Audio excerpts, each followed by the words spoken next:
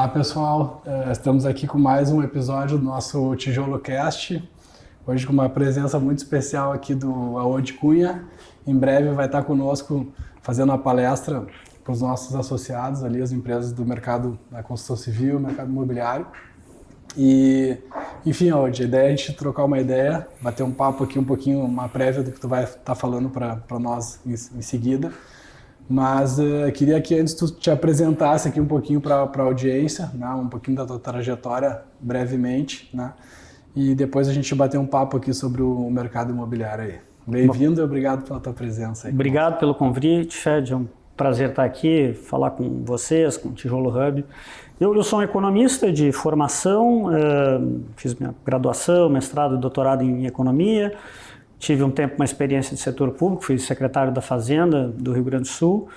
E nos últimos 15 anos estou no setor privado, tive um tempo em bancos de investimento, tive um bom tempo no JP Morgan, depois no BTG, fui um diretor do JP Morgan, depois um sócio do BTG e desde 2017 eu estou em alguns conselhos de administração de empresas variadas, já fui conselheiro da Gerdau, estou conselho do Grupo Edson Queiroz no Nordeste, em São Paulo eu estou no conselho da Seguros Unimed e do Agibank, né, que é daqui, mas com a sede agora em Campinas, e aqui no Rio Grande do Sul também, estou na Unimed Porto Alegre, no Grupo Vibra, no Grupo de Agronegócio, então são setores variados.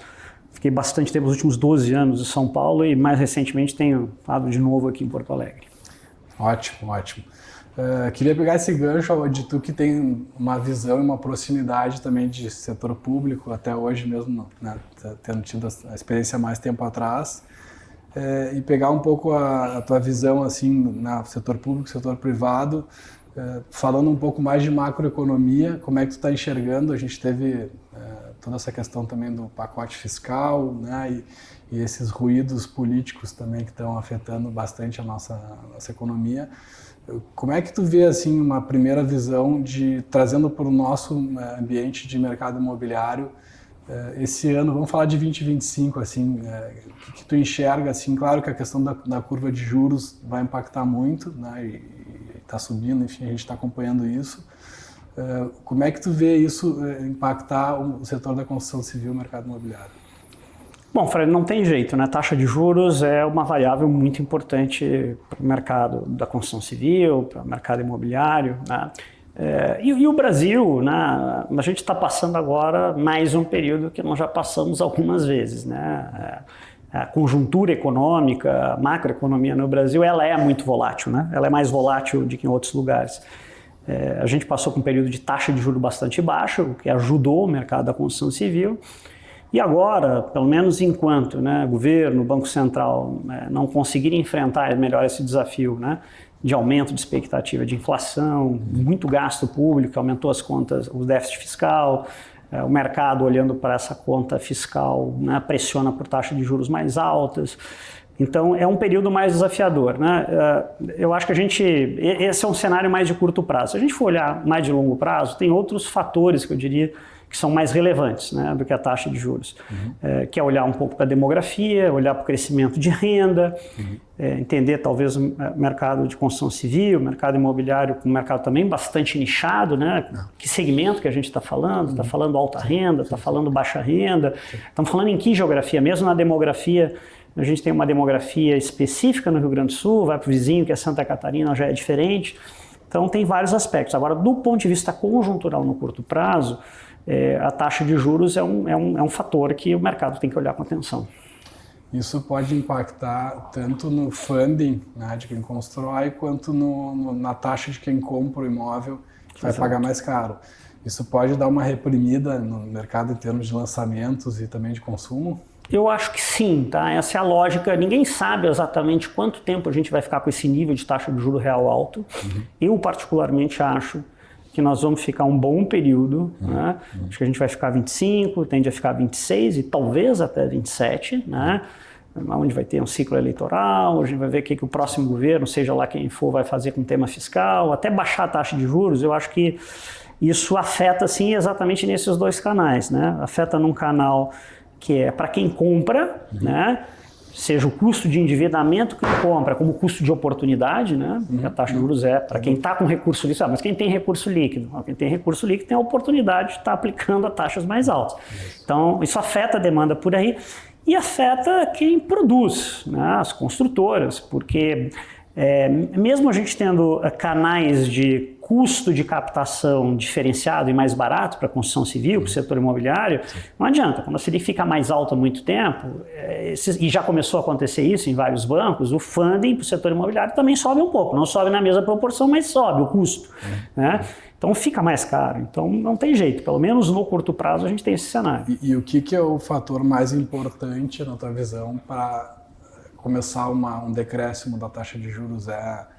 O controle da inflação, a questão do emprego, enfim? Eu acho que é o tema fiscal. O mercado conseguir olhar para o governo com uma ação mais crível, mais concreta de controle de gastos. Tá. O problema do Brasil não tem sido geração de receitas, né?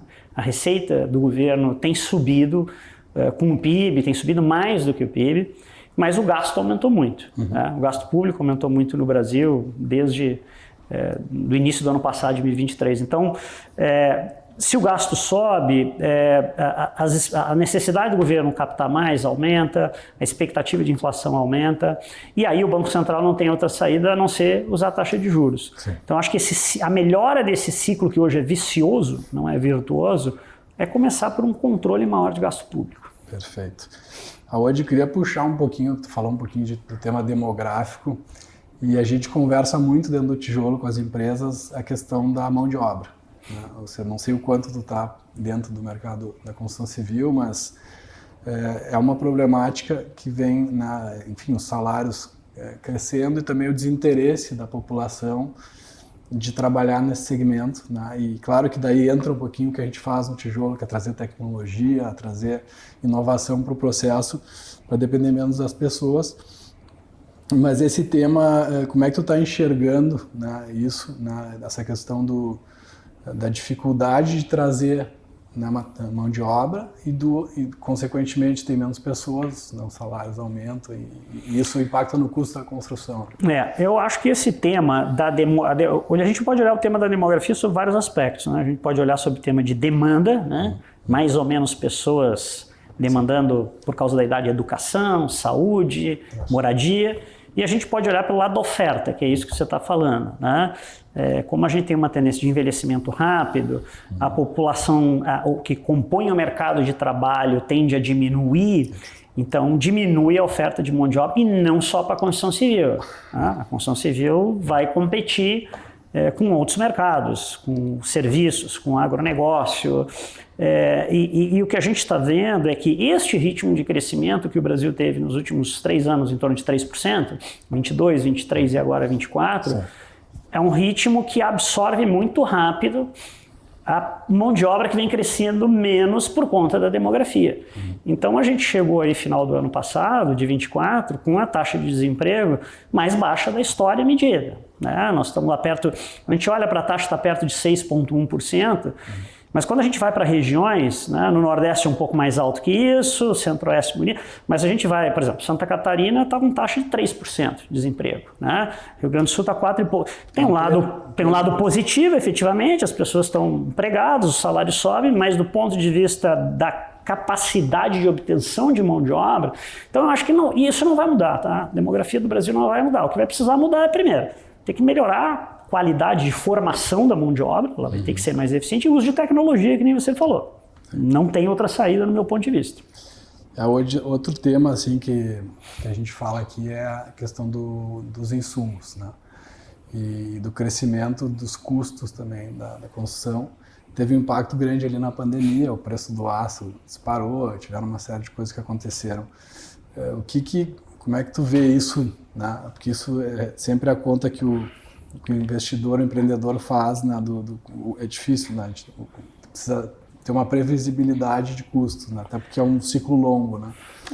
Eu só consigo ser mais otimista, né? De novo, eu acho que se a gente olha para toda a parte de construção civil, mesmo se a gente for para o lado de infraestrutura, se a gente for para a construção de moradias, para o real estate, o Brasil, ele nas últimas décadas, ele contratou um gap, uma necessidade de falta de investimento muito grande. Mesmo tendo crescido menos, esse setor cresceu ainda menos. Por quê? Por conta, de novo, de o país ter uma taxa de juros real mais alta. Né? O funding é mais caro aqui. Sim. E principalmente para projetos mais longos, né? O real estate ainda tem linhas de financiamento mais baratas, mas quando a gente vai para outras obras mais longas, tem menos. Não tem jeito. Primeiro, sim, a gente precisa ter, por um período mais longo de tempo, taxa de juros real mais baixa. Né? Eu acho que isso é o principal, né? Depois eu acho que tem o tema todo de regulamentação, né, de acesso a funding, a recursos relativamente mais baratos, longos, né, para o mercado. Eu acho que tem um tema também que aí eu acho que não é só para o setor de construção civil e moradia, que nós temos ainda uma economia muito fechada, muito protegida, muita barreira de importação de alíquotas que fazem com que alguns insumos acabem sendo mais caros. Aço é um caso clássico disso. Né? E aí esses materiais, esses insumos básicos acabam sendo mais caros para o construtor. Né? E esse tema da inovação, assim, como é que tu vê isso como, para a gente entrar um pouco mais, assim, nessa questão toda da substituição, da própria mão de obra que a gente conversou, assim, qual é o caminho, né, para quem está empreendendo e quer começar a olhar isso, quanto tu enxerga isso como uma coisa importante, né, que a gente, né, é bom ter alguém de fora falando também, a gente fala muito nisso, até porque nos países desenvolvidos a gente já vê isso acontecer, até a questão da industrialização do canteiro de obras que se fala muito. Eu acho que tem muito espaço, assim, né? Eu não sou uma pessoa do meio, né, de construção civil, né, faço meu olhar como um economista, que acompanha diferentes segmentos onde eu estou, nas empresas onde eu estou, que tem as suas conexões com a construção civil, mas eu cada vez vejo mais, assim, independente de qualquer setor, mas vale isso para a construção civil, eu acho que o futuro cada vez mais é de quem consegue melhorar tecnologicamente mais rápido. Quando a gente fala de tecnologia, a gente não está falando de máquina, software, é processo, né? E processo vai de tudo, até capacitação melhor de mão de obra, regras de construção mais definido, né? Canteiro de obra.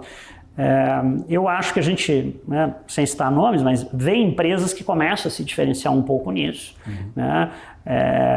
É um mercado ainda, principalmente essa parte do mercado imobiliário, né? E aí quase todo mundo é um pouco assim, né? Bastante regionalizado, né? Empresas, elas são regionais, é muito difícil ter uma empresa que consegue, né? Ela tem expertise local. Mas eu acho que cada vez mais, assim, mesmo olhando aqui para Porto Alegre, você vê os canteiros de obra, nitidamente você tem uma evolução mesmo dentro das mesmas empresas. E eu acho que vai ser cada vez mais isso, seja do ponto de vista de padrão de qualidade final para o consumidor, seja do ponto de vista de restrição de mão de obra, né? Eu acho que não tem outro caminho. E, bom, falar um pouquinho de eleições, não sei que não, talvez do lado político não é o que tu mais olhe, mas a gente sabe o impacto que tem, né? Tivemos agora o Trump, né, assumindo aí.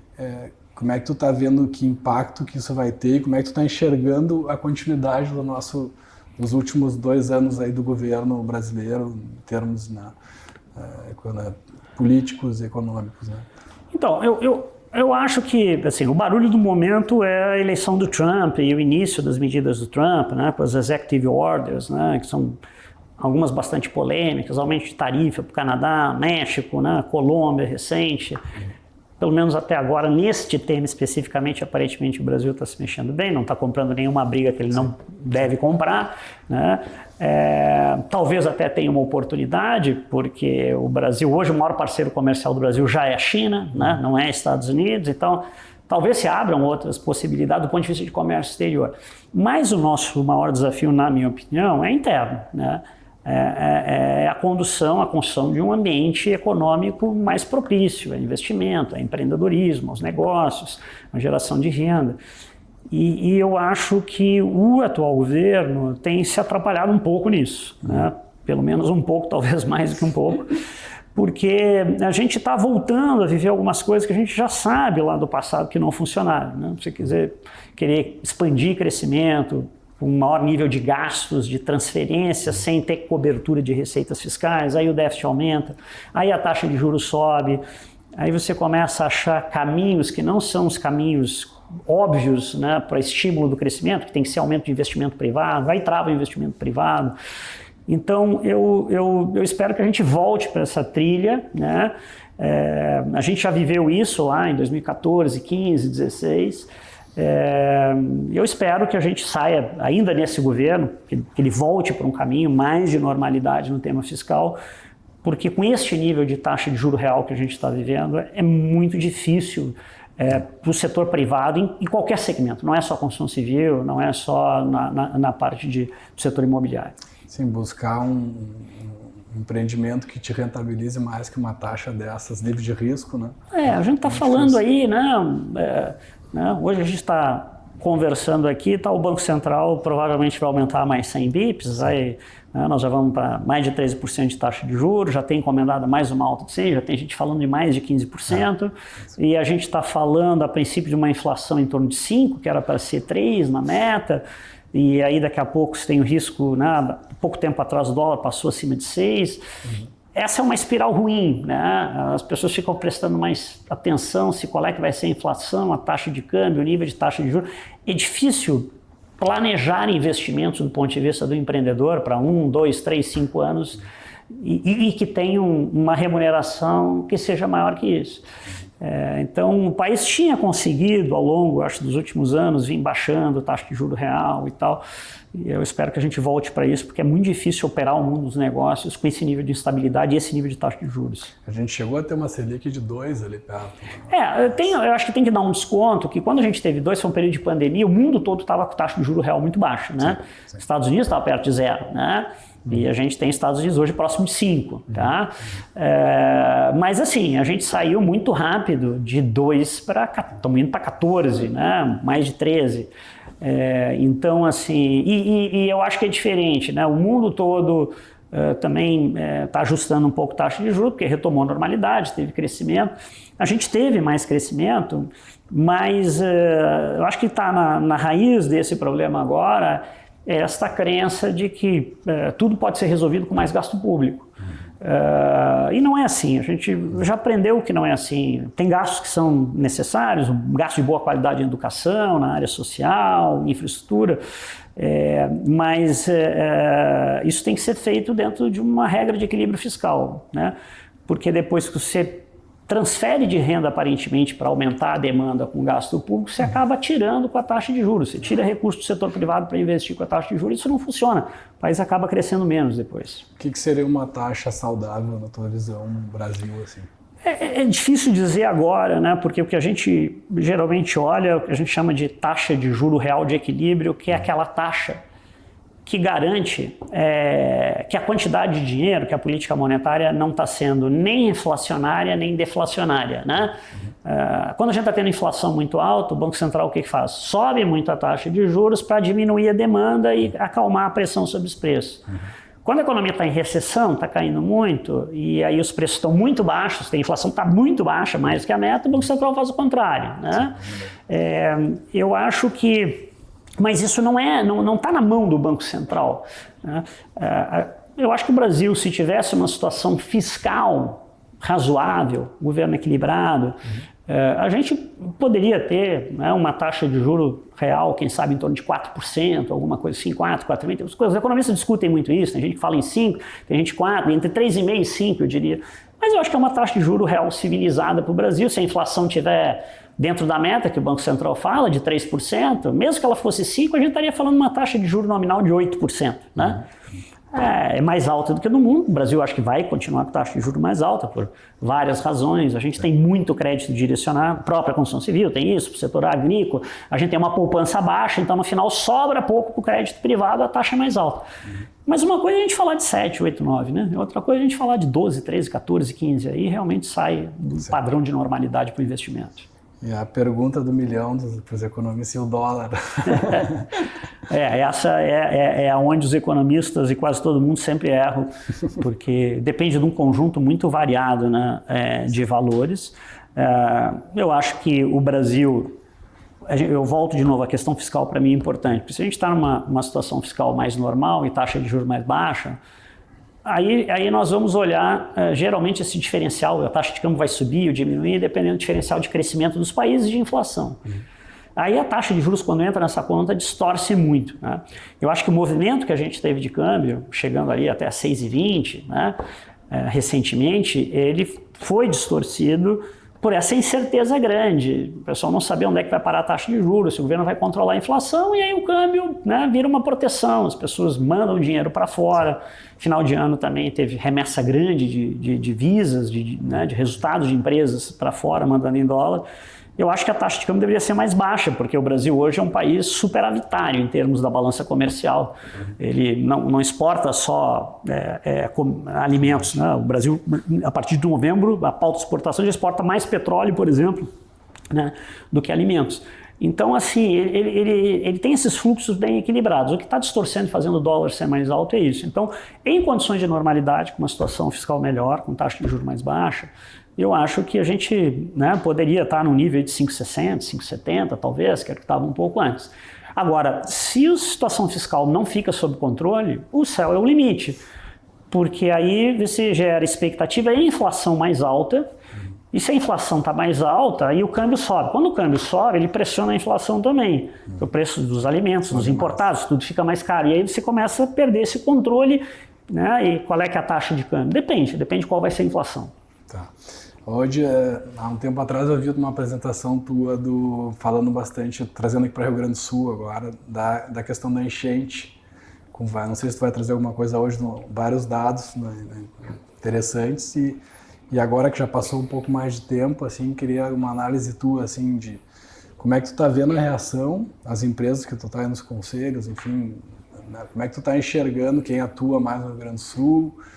Foi pior do que tu pensava, melhor, está sendo melhor do que tu pensava. Eu tô um pouco otimista até com a recuperação, mas como é que tu está vendo isso, assim?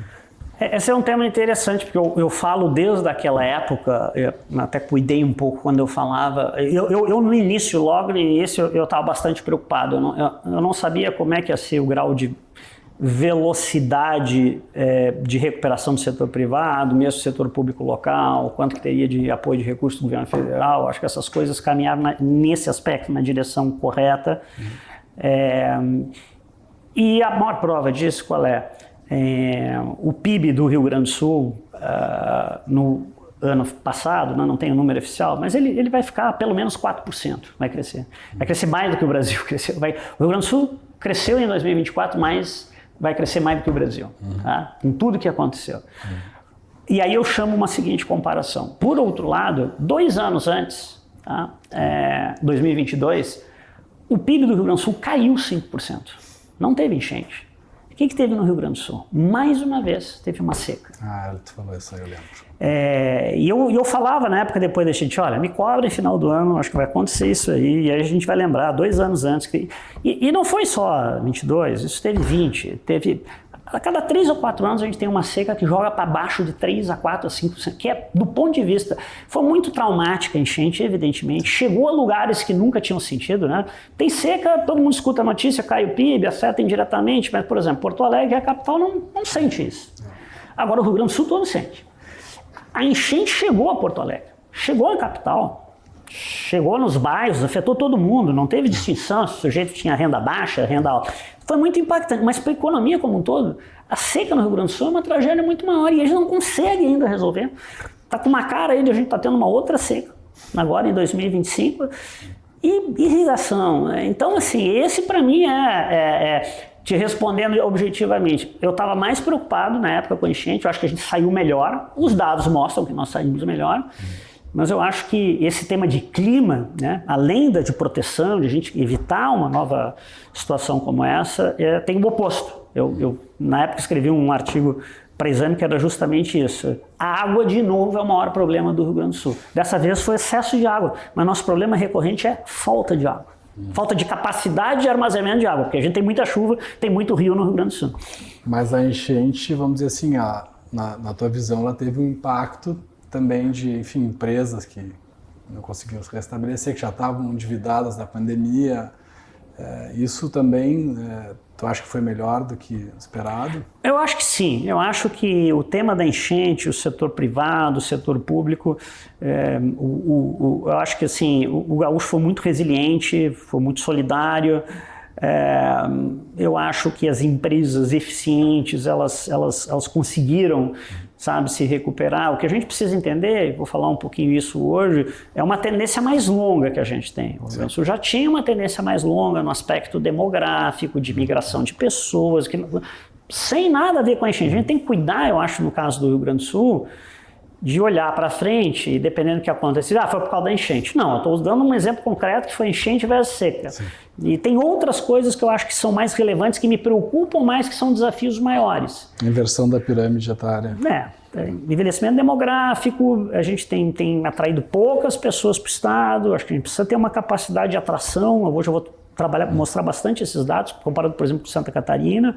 Né? Eu acho que o Rio Grande do Sul tem um potencial bastante bom de qualidade de vida. Eu gosto de usar o caso do Uruguai, do lado do Uruguai. Se a gente olhasse para o Uruguai há 20, 30 anos atrás, todo mundo dizia, pô, vai um país que envelheceu, todo mundo saiu de lá, é só o agro, né? Setor público inchado. E ele foi aos poucos se reinventando, assim, muito numa condição de estabilidade institucional, troca esquerda e direita, mas não tem tanta mudança como tem aqui no Brasil, nos outros lugares, as pessoas olhando como um porto seguro para investimentos, não só o agro se desenvolveu, o segmento de tecnologia, setor financeiro. Eu acho que o Rio Grande do Sul tem essa cara, assim, não é um lugar pela quantidade de pessoas que vai ser aonde vai vir a grande indústria por causa do mercado consumidor gaúcho. Mas ele é um lugar que poderia apostar numa boa qualidade de vida, né, em estabilidade, e atrair mais pessoas para ser um grande exportador de serviços, de bens, serviços de valor agregado mais alto. Eu acho que essa é a vocação do Estado.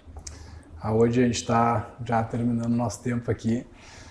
Queria te agradecer, agora a gente vai ter a palestra e pedir para dar um recado final aí para a turma, mercado imobiliário, construção civil, o que tu indica que o povo tem que olhar mais, né, que prestar atenção nesses próximos 12 meses, vamos falar aí. Se tu estivesse na pele deles, o que tu estaria de olho, né, assim, em termos econômicos? Né? Bom, obrigado de novo pelo convite aqui, Fred. Eu de novo, no curto prazo, olharia com bastante cautela a parte da gestão financeira, né, de gestão de caixa, do custo de capital, que eu acho que vai permanecer alto aí, pelo menos pelos próximos 2 anos. E, ao mesmo tempo, olhando em prazo mais longo, eu acho que essa tendência de olhar com muito cuidado o nicho, né? Construção civil, mercado imobiliário não é uma coisa que a gente fala, o Brasil é uma coisa, ou mesmo uma cidade é a mesma coisa, que mercados, né, são mais resilientes no Brasil para operar melhor, para gerar valor, e muito esse tema de melhoria de processo, de tecnologia, a gente fica falando, discutindo esse tema todo de AI, essas coisas têm que começar a entrar, né, principalmente processo na construção civil de uma maneira séria, acho que está começando, mas é ter muita atenção nesse tema de inovação e de qualidade de processo. Legal. Valeu, gente. Obrigado. Até a próxima.